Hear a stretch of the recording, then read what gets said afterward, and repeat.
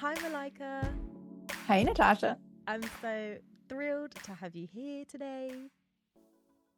Same. I've been looking forward to this for quite some time. Yeah, no, me too. So, before we kind of like jump into the nitty gritties of the conversation we've got planned for today, would you mind giving our listeners a little bit more background to who you are and your journey into DEI leadership? Yeah, absolutely. So great question. And it makes me smile because, Natasha, one of the things I like to say to folks is that DEIB, or like kind of the leadership journey, is almost like Baskin Robbins 31 flavors. And for our listeners who may not be familiar with Baskin Robbins, it's ice cream. I So love there ice are, cream. yeah, I do too. So there are just literally so many different avenues and ways in which people kind of come into this DEI leadership space. For myself, prior to joining my company, so I work at Guild, which is a technology platform company where we widen access to opportunity for America's workforce. So a lot of frontline workers, really rewarding work. Um, Prior to that, I worked in the student travel industry for about 20 years and had a lot of different jobs in that space, sales, doing education, et cetera. But the through line has always been diversity, equity, inclusion, and really kind of like widening access to opportunity. And so the the first real true leadership position that I had was about 5 or 6 years ago. So 2018, 2019, at my former company. I was in the sales space and my territory was the Northeastern United States. And Natasha, I was banging my head up against the wall because it's a very saturated market, a very competitive market. And I really needed to find ways to differentiate myself, from frankly, and also to demonstrate value, with our customers and also potential customers. So guess what? I reached into my Mary Poppins bag and I started offering like free DEI workshops for first for our clients, and then just kind of like expanded across the region. And then, little by little, we began to see real differences, frankly, in my revenue in that set territory as a direct result of the work I was doing. And so, fast forward maybe a year and a half later, leadership says, "Wow, Malika, this is great. We love what you're doing. We can see, the measurable impact." And additionally, it also had an impact on our brand, by doing speaking and connecting with clients, et cetera. And so they offered me an opportunity to do it full time. And so I said, "Yes, absolutely." So my DEIB leadership journey began in the business, and then when 2020 hit, the pendulum swung from external all the way internal. Mm-hmm. And so, we stood up a DEI like committee. So I was leading that. We spun up several employee resource groups. I hosted numerous listening circles during that summer and then into the fall. And so that was a great opportunity to get exposure into HR side of things and working internally with employees.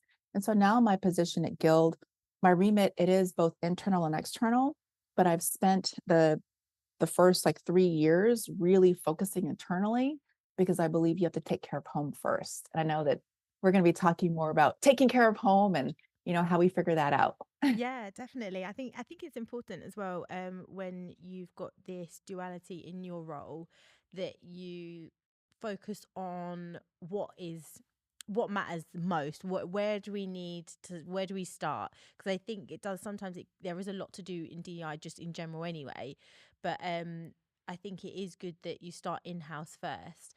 Because those are the people that are going to be interacting with your clients and the external anyone external from the business anyway, right?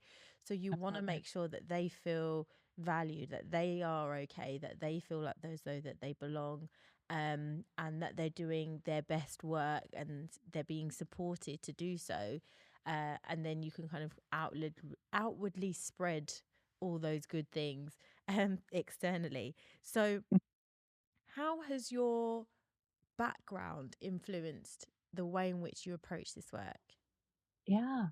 Um, Yes, tremendously in all the ways.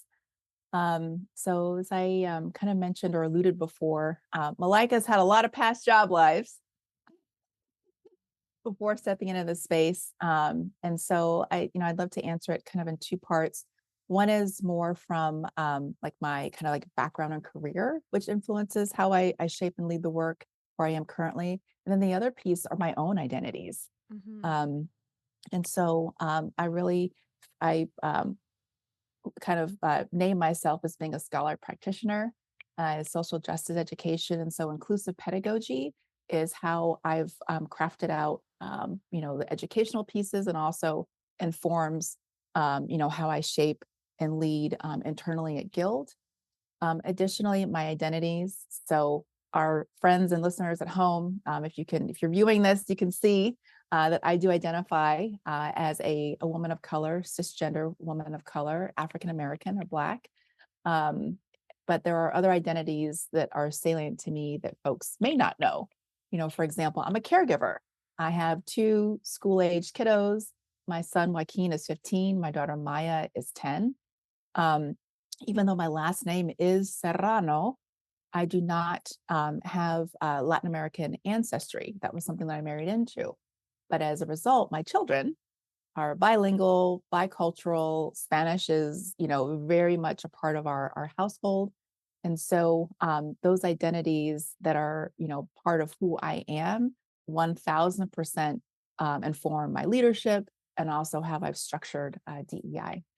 Oh, great. I think it's the intersectionality piece is one that I do find that DI leaders that don't quite grasp it do end up falling into some pitfalls along their journeys. I think it's so important that we understand that when we talk about diversity, it goes beyond race and ethnicity from Yes, the visual sense as well. Because yes, I think a lot of people, we talk about race and we talk about ethnicity and we talk about gender, sorry, and it is very much as from a visual lens, like what do we see? So when you look at someone, you just assume that they are a woman or they are a man, or that, do you know, but they may not well identify as that, or they may also have other identities that make up who they are that we can't see.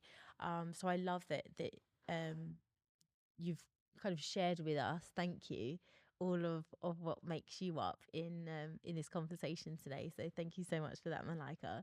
um Diving a little bit more into that approach that we're talking about and the approach that you've been taking at Guild, um could you share with us a little bit more about your self ID campaign? Because I know this is one initiative that you have completed successfully more recently. It's one that you're very proud of. I think it's amazing, and I know it's one that a lot of organizations do struggle with kind of kickstarting, and not only kickstarting it, making it gathering the information from it that's actually going to be useful for them.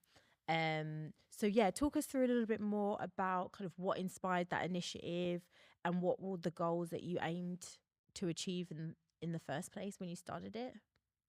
absolutely. Kind of building on our conversation around intersectionality and, you know, all of us humans are like a constellation of different identities, some that are apparent, some that are non-apparent. Um, in the United States, we are required to report on what the EEO has like some standard um, demographic questions. And I know this is a global audience, and so context, of course, is key. And in a variety of different contexts, there may be some questions that we ask in the United States and or that we have initiated internally in my company, which is a private company, which may or may not be legal in other contexts. So I just wanted to go ahead and name that one up front. Um, but you know what, Natasha? I mean, like any other business function, we need data, period. Like any other business function, we need data.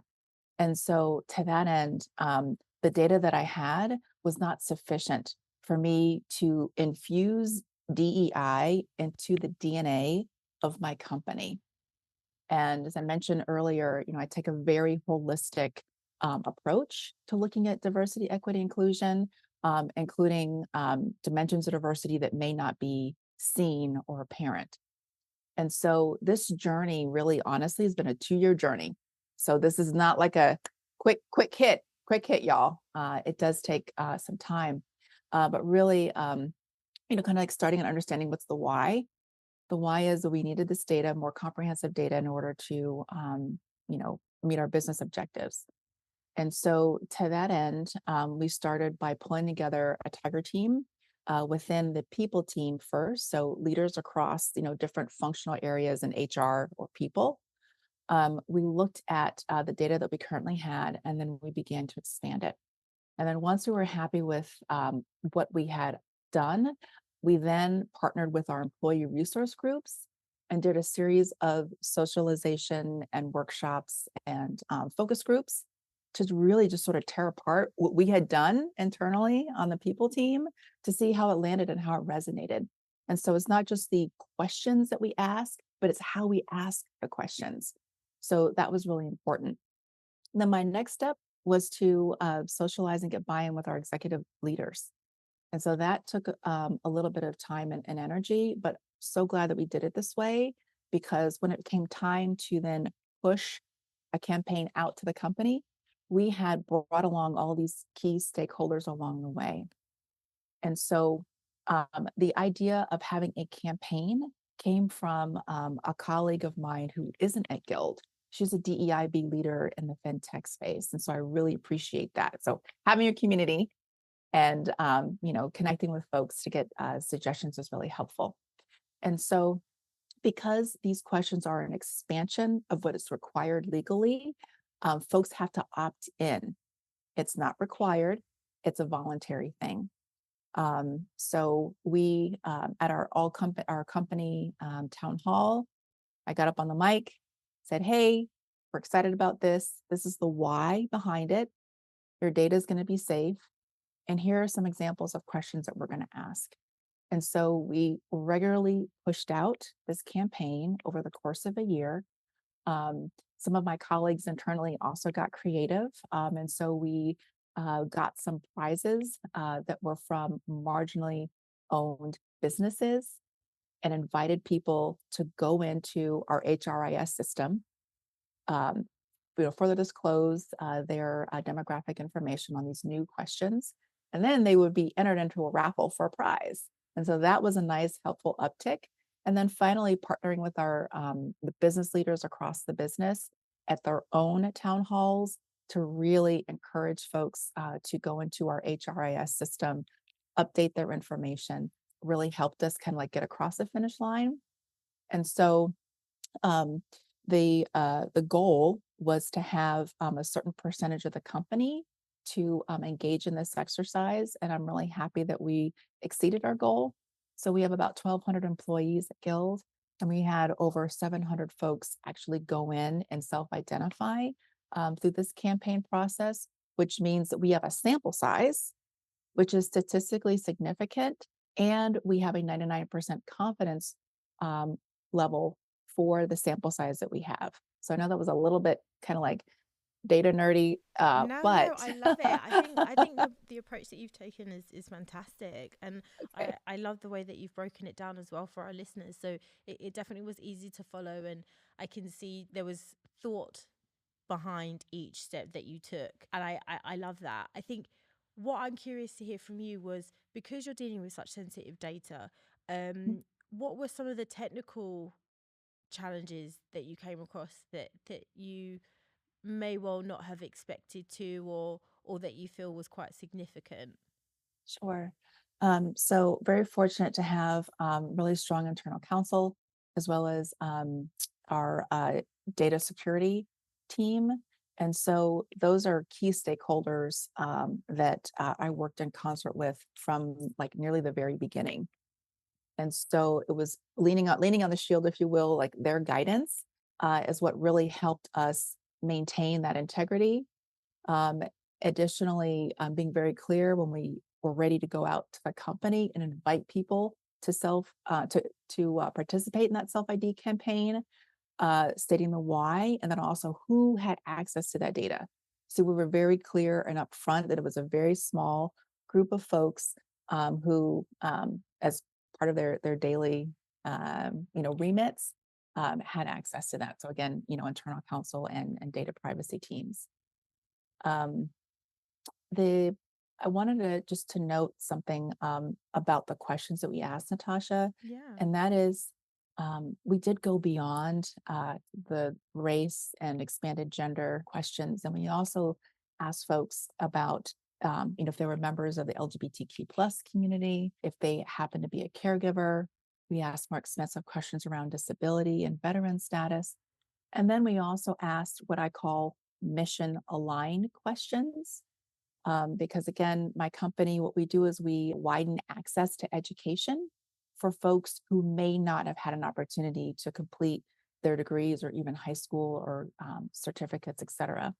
And so some of the questions that we asked were you the first in your family to attend college? Did you receive federal financial aid? So universities are very expensive in the United States. And then my favorite question, Natasha, that we asked is, do you consider yourself to be a first generation office professional? Because again, a lot of the clients, it's the students that we're serving, they fall amongst those different demographics. And so having an understanding and frankly, even better, folks in your company who have the lived experiences of the customers that you want to serve only helps to inform the products and services that you offer. Definitely, because that literally was going to be my question: is what do you see the impact of those questions having on any future business strategies or future initiatives that you put in place, whether it Mhm. be related to DEI or not, or it could just be generally for kind of the business as a whole? Yeah, absolutely. So in full transparency, this is a process. And so Yeah, we've now been able to reach that statistical significant sample size. And we're pulling it through our HRIS system, which we use ADP, and then also our data visualization, we use Visier. But I'm now beginning to see where in the company folks who have some of these identities, be it first gen college, first gen office professional. And so, what we're going to do is we're going to use that data to have conversations with leadership in said divisions. And so then when they're going to hire, when they're thinking about products and services, they have a much better understanding of actually who's sitting in these seats. And so that can help inform and shape future decisions. I mean, it definitely sounds like a delicate balance to maintain everything and make sure it's all ticking across smoothly as you'd like it to. Um, Considering the broader picture, though, with all of the data that you've now been able to gather, Mhm. how do you think organizations can better innovate their own identity and kind of data practices from what Sure, you've learned from your experience? sure. I think, Natasha, first and foremost, just really have to be very clear about the why. We're not undergoing this really extensive exercise just for the sake of having the data. It's not like the means to the end, but we need the data in order to help inform business decisions. And so I think that folks just taking a pause or taking a beat and being really clear about their why will then help them shape the process, that I just, kind of like laid out. And again, kind of maintaining academic rigor, so to speak, and having those key stakeholders, internal counsel, data privacy team, et cetera, is really critical. And I know you mentioned earlier when you was talking about the process that you went through, is that you got that key stakeholder buy-in quite early on, which you felt made a significant difference when rolling it out to the rest of the organization. For leaders that are currently now trying to kind of get stakeholder buy-in for their campaigns and initiatives, what would you say are kind of the top three key things that these leaders should be doing to get that buy-in from key stakeholders? Um, so number one, being really crisp on your why, because that's what you're going to have to lead with to get folks to listen to get excited and to join you. So to bring people along. Secondly, you need to identify, who are your key stakeholders. Again, doing a very similar exercise, getting them to partner with you because this was not something that you can do by yourself. It really does take the entire village, to kind of move this through and carry it out. And so those leaning on those relationships is really key to making this to be a success. Yeah, definitely. And did you, in speaking with those key stakeholders, what for you in communication wise, because we always say that sometimes you've got to adapt slightly depending on who you're speaking to, Mhm. and there's certain things that some people, as in terms of it just being the right thing to do, doesn't Mm. always land well with everyone, even though we feel like it's automatic. I mean, it should, but Mhm. sometimes some people need a little bit extra. So when you are communicating with certain individuals that might need a little bit more explanation, might need a more tailored approach, what have you found works well? Understanding their why, understanding what moves them. And so, directly to your point, Natasha, not everyone is going to jump on this because it's quote unquote the right thing to do. And so, in planning out your communications or your comm strategy, just being really mindful that you are speaking to a number of different audiences. So, example, when we a year ago went out to the company, really big, really broadly, really boldly, loudly, and said, "Hey, we're doing this thing, and we really need your help." We were very crisp around what we were going to be using the data for and why it was pertinent to the business.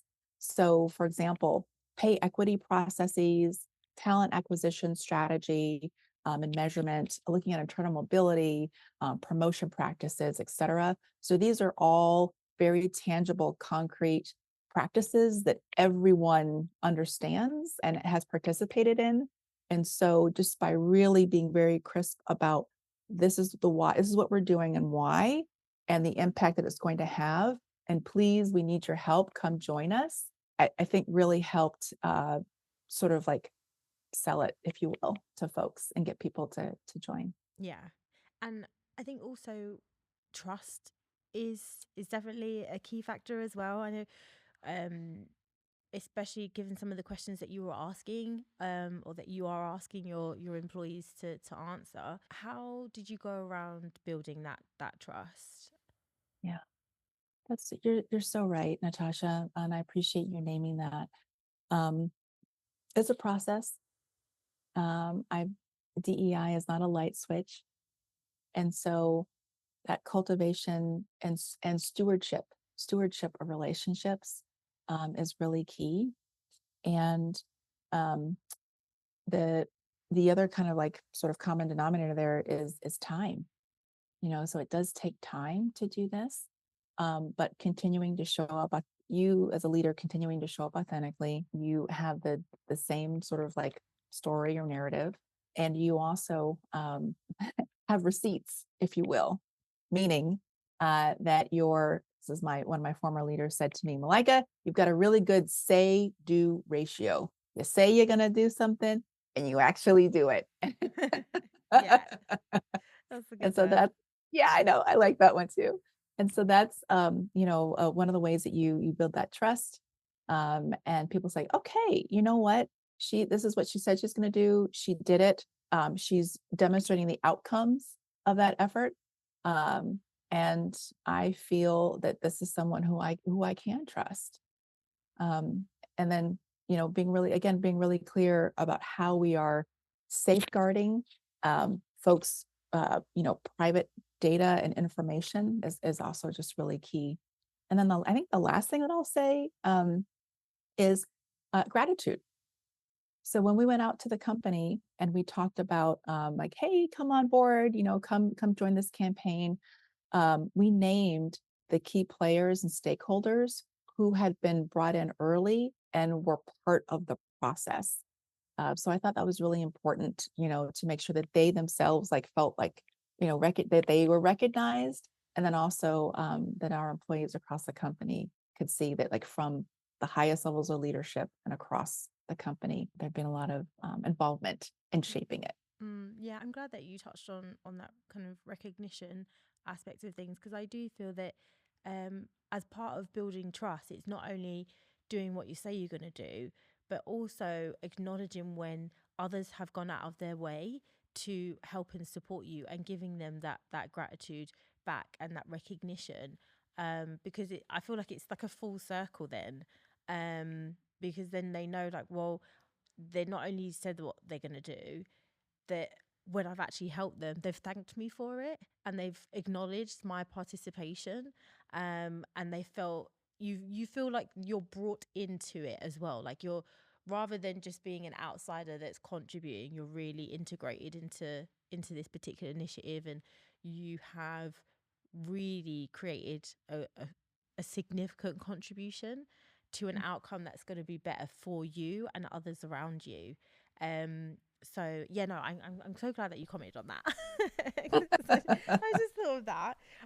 So Malaika, before we do wrap up this episode, because I'm so thankful for all of the great insights that you've shared with this. It's an important aspect, I think, when we're talking about diversity, equity, inclusion. It is our own identities. It's gathering that data, and the best way and the best approach to do it. And you've definitely smashed it out the park with what you've done at Guild. So final thoughts, looking towards the future of DEI, especially regarding identity and data management. What do you foresee? Yeah, you bet. So Natasha, I'm really optimistic. And I'm saying that very, very, very conscious of the current narrative, very loud narrative, counter DEI, that certainly has taken shape in the U.S. and be interesting to hear, from your perspective as well and your listeners' perspectives. But there's also a counter narrative, which is quieter, but we're present, and then there's also the reality that our world is changing. So let's take a look at demographics. Numbers, the data doesn't lie. If you look at who's coming into the workforce today, Generation Z, for example, they are the most diverse generation yet. And they have certain expectations of what the workplace environment should be. And if companies aren't paying attention, if companies are not proactively investing in diversity, equity, and inclusion, creating spaces of belonging, then they're not going to attract top talent. And if they do actually get them, they're going to leave. It's like a hot lava situation, like in and out. Yeah. And so, it really makes strong business sense to continue to make that investment. And so the data just goes hand in hand with that. Oh, that's great, Malaika. Thank you so much for everything today. I really do appreciate you taking the time out to speak with myself and our listeners. Just before you do leave us, I'm going to squeeze you for some little bit more, with just a little bit more. So just before you go, can you give one piece of parting advice for the leaders out there that are wanting to produce inclusive environments in their workplaces? They're on track to do so, to help them along their journey. Yes. Get started. Just start. There's a wonderful expression in Spanish called poco a poco, which means little by little, or paso a paso, step by step. Rome was not built in a day. It just takes one step in front of the other. And so that's my advice, is just to get started. Oh, I love that. Well, Malaika, thanks again so much for joining me today. For our listeners, Malaika, she is absolutely amazing. You need to tune in to all the great work that she's doing. And the best way for you to do that is, Malaika, how can they connect with you? um, Friends, love to connect on LinkedIn. So please, please, please reach out, and we'll definitely reach back. And love, like, broadening and widening the net and connecting with fellow DEIB practitioners. Yeah, fantastic. Well, until we speak again, Malaika, thank you. Oh, thank you so much, Natasha. This was awesome. I really, really appreciate it. Thank you.